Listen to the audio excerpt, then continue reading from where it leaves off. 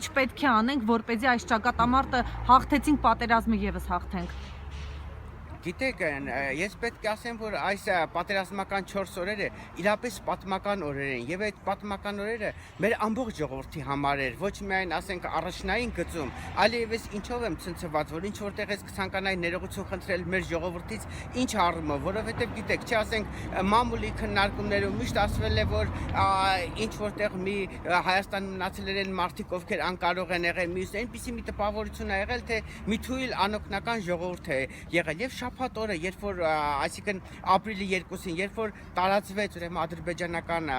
լայնածավալ գործողությունների լուրը, ադրբեջանական հարձակման, դե բոլորս բնականաբար եկանք ուրեմն երկրապահ կամավորականների միության ուրեմն վարչություն, նրանք անկեղծորեն կարող եմ ասել, որ իմ վախը ցրել են 18-19 տարեկան զինծառայողներ իրանց այդ ինքնավստահ կեցվածքով, ինքնավստահ պահվածքով եւ կարելի ասել, որ ուրեմն Մանվել Գրիգորյանի գլխավորությամբ մեր Արցախի գեներալ լեյտենանտ, երբ որ ուրեմն երկրապահ կամավորականները հասան եւ բաշխվեցին ուրեմն դիրքերի վրա առաջնային գծում, կարելի ասել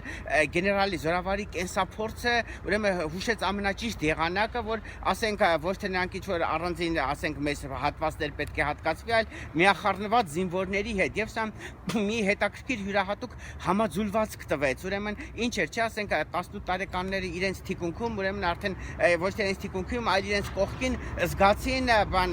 երկրապահների ներկայությունը, այդ փորձը մարտական անցած ճանապարհը եւ կարելի ասել այստեղ տարիքային միաձուլումներ տեղի ունեցավ, ասենք 50-60 տարեկանը միտեղ ինչ որ ամբաչելով ասել 18-19 տարեկանը իրան ասենք այնպես էր բան, ոնց որ ավելի ցածր տարիքի մոտ 18-ից այս 19 տարեկան զինվորներ այդ մեծերի կողքին աշխատում էր ոնց որ մի 30-40 տարեկան էր եւ այսօր կարող ենք մենք ասել, որ դիրքերն ոչ թե ասենք կան 50 տարեկաններ, 60 տարեկաններ, 18-19 տարեկաններ, այլ միջինացված մի տարիքի ուրեմն զինվորական կարծես մի միավոր լինի եւ սա ամենամեծ նվաճումն է։ Ինչ դասեր պետք է քաղենք սրանից, պարոն Դևրիկյան։ Գիտեք, մեր ասենք գլխավոր դասը, որ մենք շարունակում ենք ասել, այն է, որ ասենք միշտ բանը մեր անմիաբանության պահերին մեզ ադրբեջանցիները, գոնե մեր պատմության վերջին հրագործությունում մեզ ադրբեջանցիներն են միավորում եւ մեր ամենամեծ դասը պետք է լինի այն, որ եթե մենք չենք ցանկանում, որ նոր կորուստներ ունենանք, այսպիսի նոր ողբերգական մեր 18-19 տարեկան ժամկետային զինծառայողների այսպիսի կորուստներ ունենանք, նոր միավորվենք, մենք պետք է